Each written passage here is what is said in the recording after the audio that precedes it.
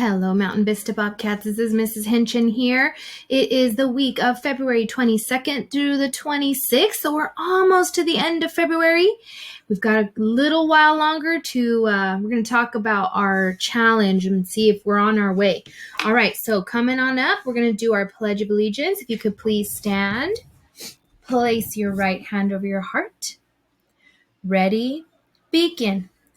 I pledge allegiance to the flag of the United States of America and to the republic for which it stands, one nation, under God, indivisible, with liberty and justice for all. All right, you may be seated.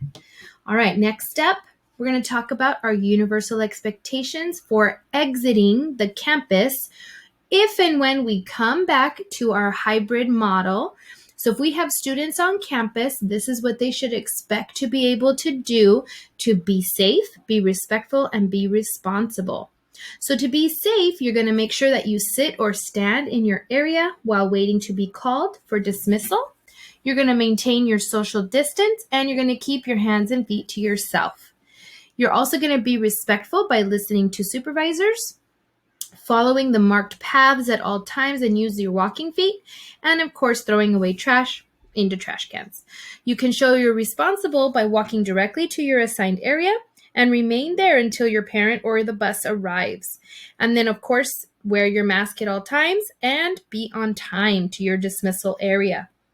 All right, boys and girls, so you'll hear more about this if and when we do come back to school. But I just wanted to kind of preview some of these things so you would know kind of what to expect if you are one of the groups that will be coming back. All right, so for our survival skill this week, it is asking permission. And so we can do this by looking at the person, using a calm and pleasant voice, say, "May I," and then finish that sentence, and then accept the answer calmly. So let's say you want something, or you want to do something, or you want permission for something. This is what you would do to make sure that you did it in a very nice and respectful way. So you're going to say, "May I have a cookie for dinner?" Right?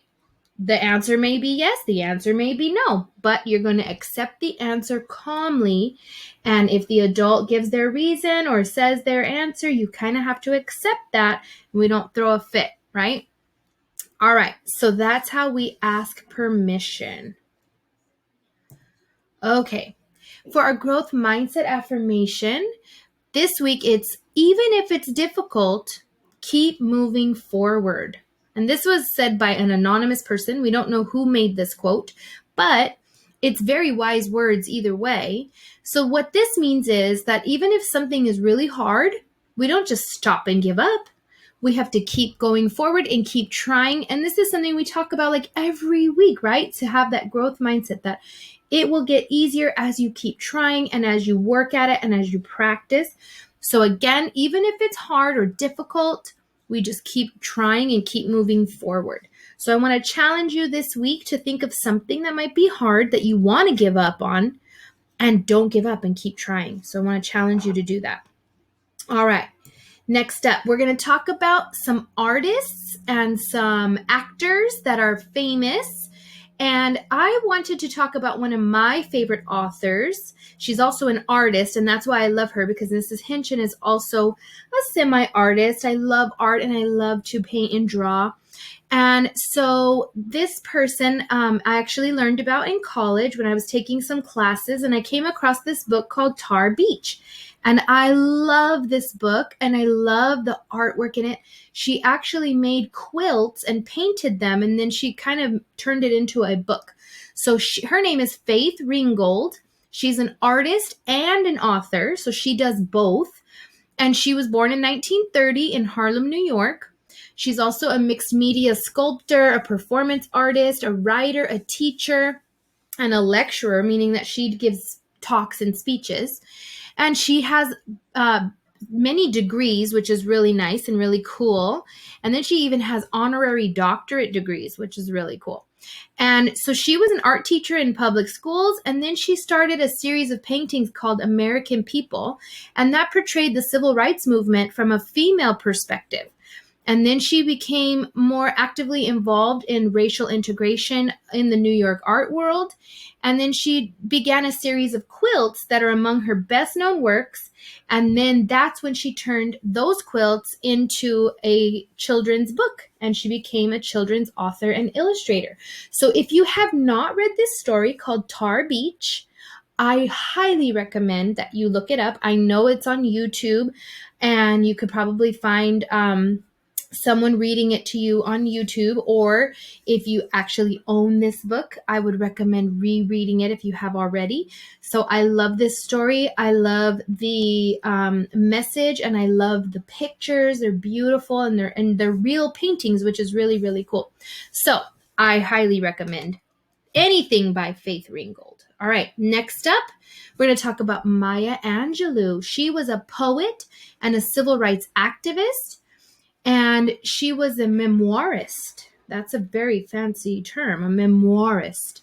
And she published 7 autobiographies, 3 books of essays, several books of poetry, and she is credited with a list of plays, movies, and television shows spanning over 50 years. And she has received dozens of awards and more than 50 honorary degrees. So that's really cool. So this is a little part of her poem called The Caged Bird. And that poem is like one of her most famous works. And so I'm going to read this excerpt to you. But again, this is only a part of the poem. So it says, "The caged bird sings with a fearful trill of things unknown but longed for still. And his tune is heard on the distant hill, for the caged bird sings of freedom." And I want you to ponder that and think about, what is she talking about? Who is the caged bird? And what are they longing for? What are they thinking about? And so I really want you to think about those words, because they are very, very famous. And she has made a really big impact on American culture, American society. And she was a great poet and a really good example to people. And so look up Maya Angelou, and you can find out some more information about her. She was really, really neat. All right, and a beautiful person. Okay, so next up, LeVar Burton. He is, and some of you may recognize him, he's an actor and a children's television host and a lover of books. So he did a show called The Reading Rainbow, and I will play just a small little part of his show. Now keep in mind, he did these shows back when Mrs. Hinchin was a kid, and so I grew up watching LeVar Burton, and I kind of got my love for reading because of LeVar Burton, and he did a lot for kids. And so I want you to watch part of this, because man, this theme song makes me super happy.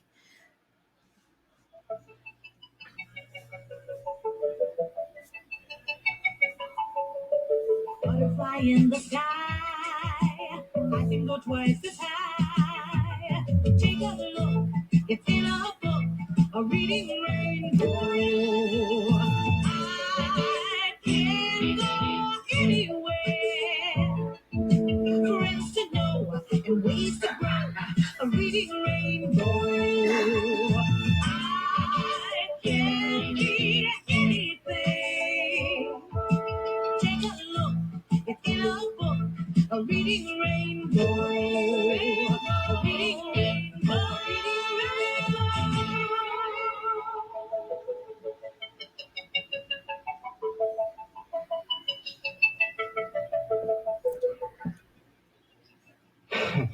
Hi there. I hope you're ready for an unusual adventure. All right, so that's LeVar Burton, and that was a part of his show. You can go on YouTube and find tons of old episodes of Reading Rainbow. So if it's something that you want to look at and kind of see, some of the stories, this video, this episode is actually about the Magic School Bus, which are awesome books too. So he was an American actor, director, and children's television host, and he's best known for a role he did on Star Trek: The Next Generation. He also played Kunta Kinte in the ABC miniseries Roots, and then his most famous work, or something he did for a really long time, was this show, Reading Rainbow, for 23 years. And he really tried to get children to love books and introduce new books to kids. And if you have not heard of him, I suggest looking him up, because he did a lot of shows, really cool shows, and he was a really good cheerleader for reading and how important reading is and how kids really benefit from reading. So these are the people that we want to celebrate for Black History Month, and hope that you learn something new about them. And here's to the next part. Oop, no, we don't want to do that again. Let's go to the next slide. All right, so upcoming events. So speaking of reading, next week, actually the beginning of March 1st, we're going to start our Read Across America week. And so you're going to get more information to come. We've been planning some really cool things, and we have some really awesome ideas in store for you. So be watching for that. Teachers, you will get some information this week about it, so you can kind of start planning. And we're going to kind of take it in a different direction, and I think you're going to really like what we've come up with. So boys and girls, get ready to be reading and have a good spirit week for Read Across America. All right, next up, again, this is like your last week to finish your STEAM challenge and get those things in. By the way, if you haven't already seen, I have already linked all of the past STEAM challenges to our Mountain Vista STEAM Lab. And so you'll find a link on the STEAM Lab to the presentations for past STEAM challenges. And I think that you'll really enjoy looking at some of those things. So it's already on there. If your teacher has not shared the Mountain Vista STEAM Lab with you, please ask them about it, or have them show you the STEAM Lab, and then maybe you guys can look at it together.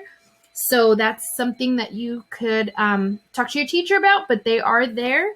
And so more will be coming. I will add more as we do more STEAM challenges, and maybe your artwork will be on there. So, or your STEAM project or whatever you did.